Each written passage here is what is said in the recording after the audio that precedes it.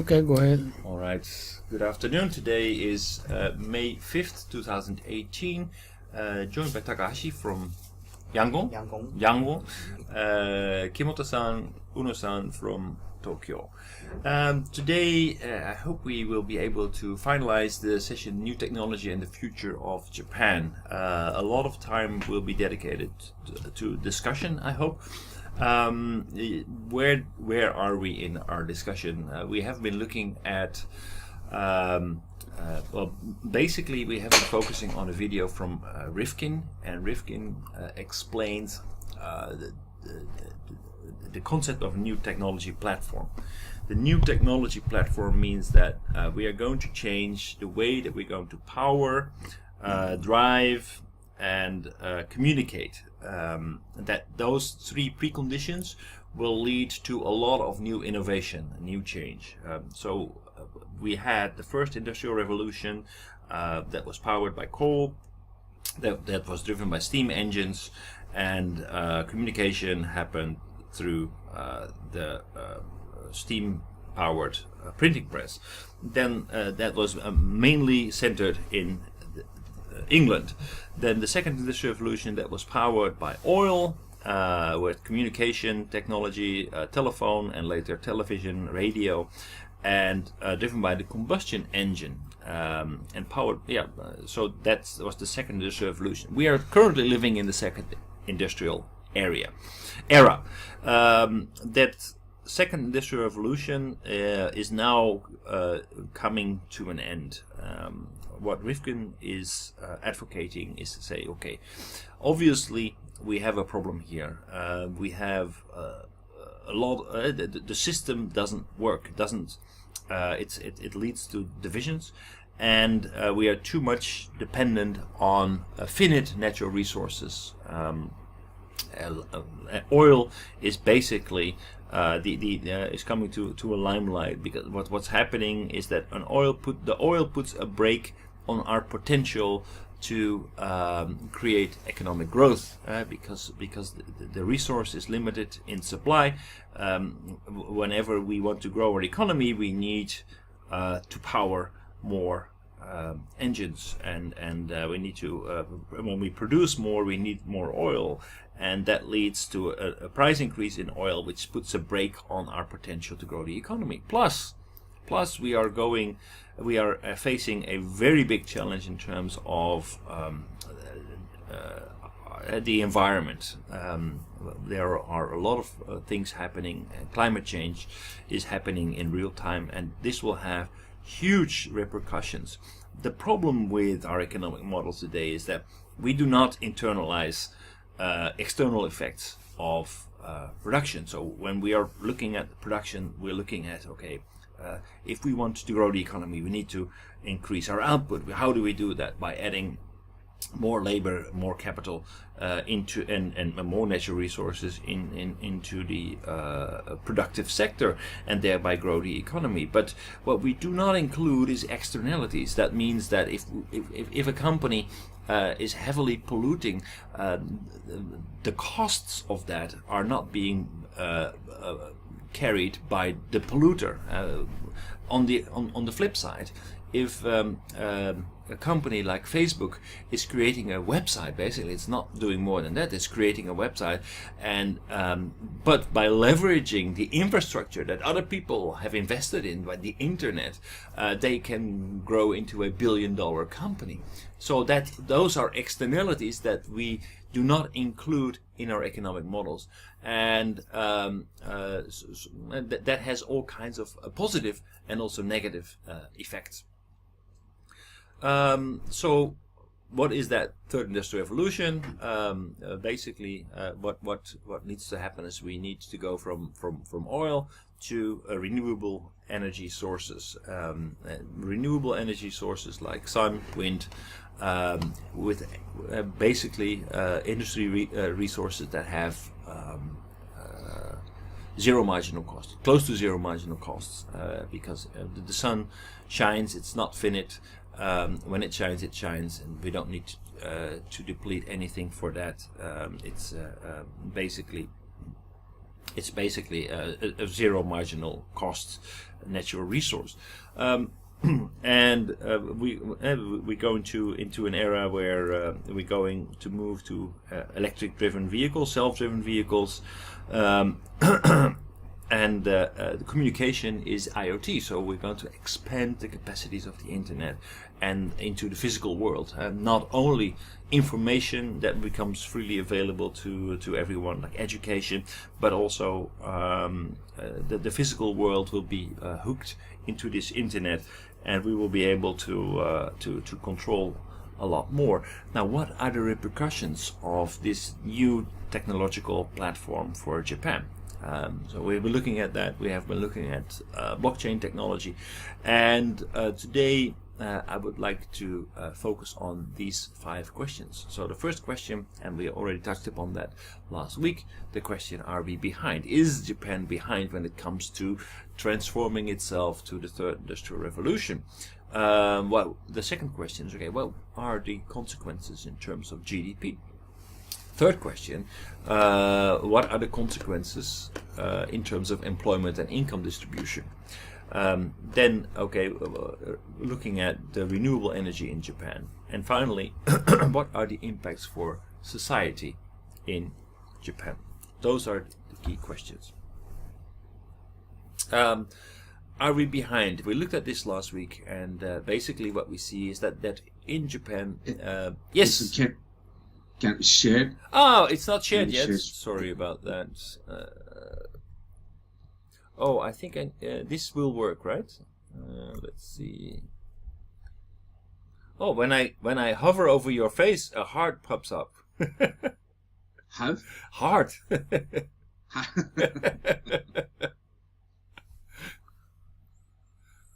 Yes.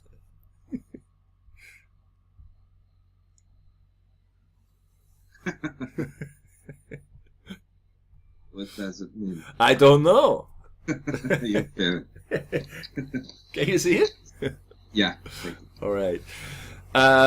So what we saw, what we talked about last week is that there's a different approach, a different attitude when it comes to new technology.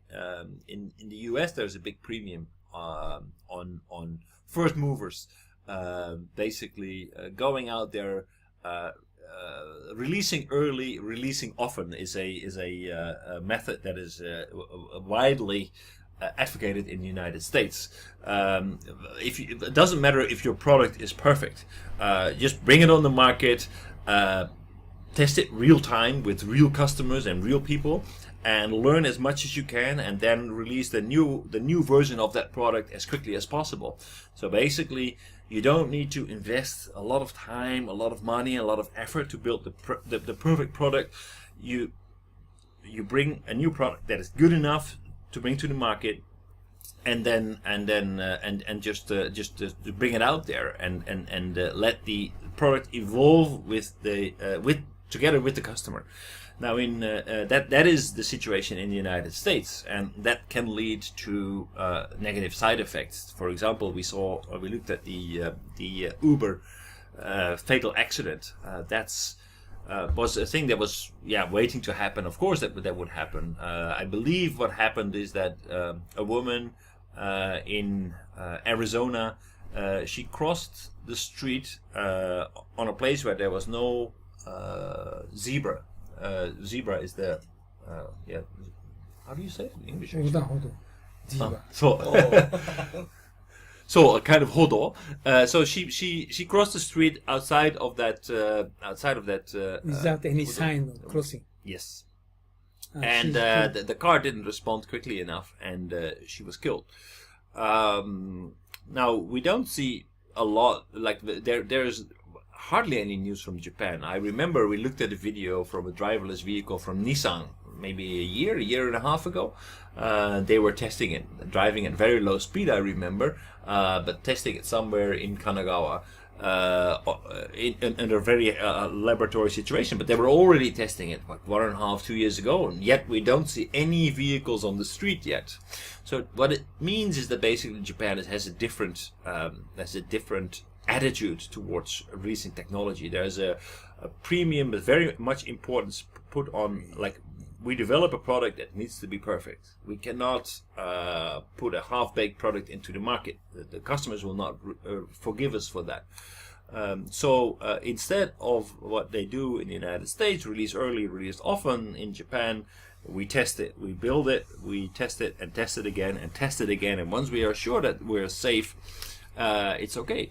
Also need to take the demographic situation in the United States. The United States still has a relatively young population. In Japan, the population is old. If you look at the market for driverless vehicles, a lot of it will be for elderly people who cause a lot of traffic accidents, who will not feel safe to drive anymore, but who, especially outside the Kanto area, will rely heavily on cars. So driverless vehicles will be probably mainly driven by elderly people.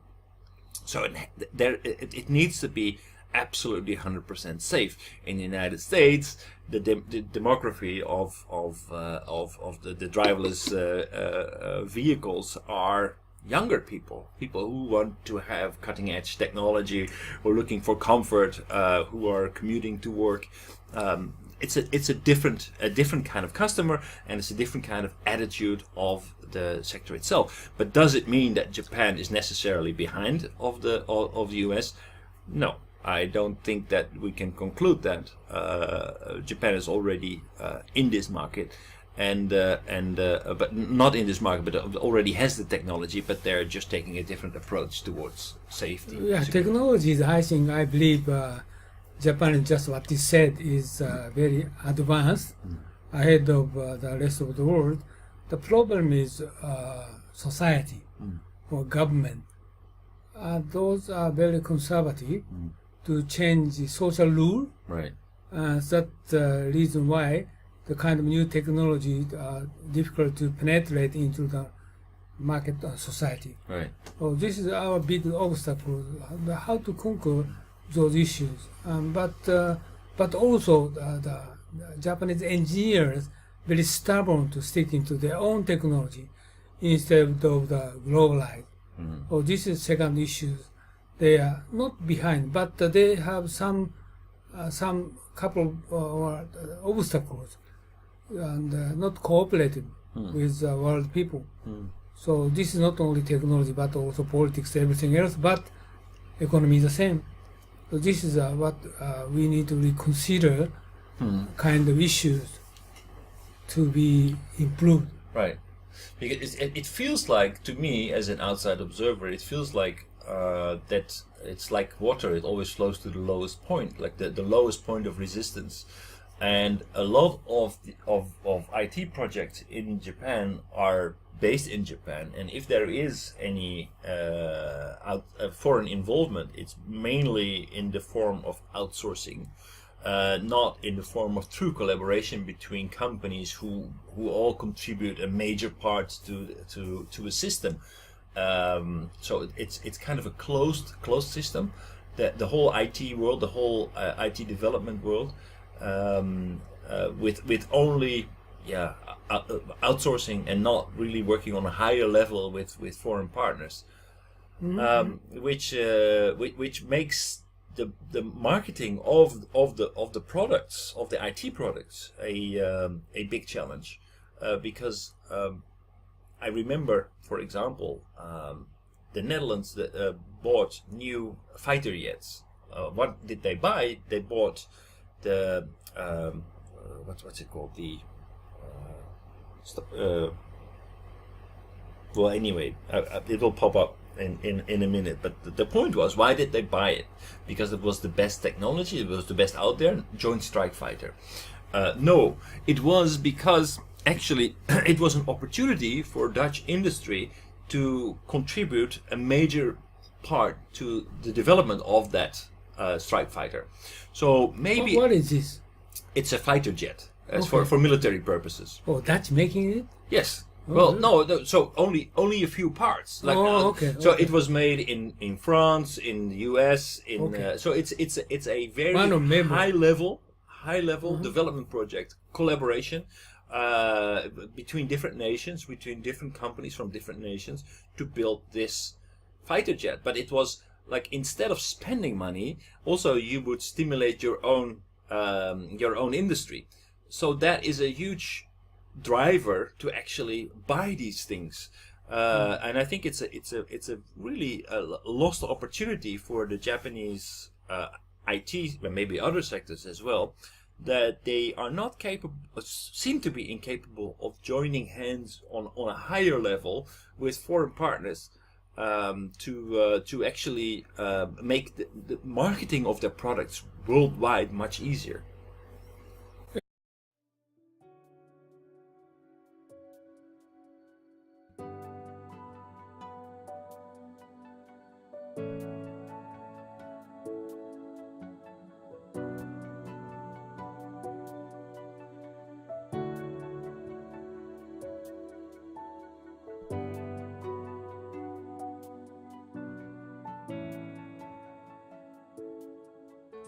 はい、皆さんこんにちは、雲野です。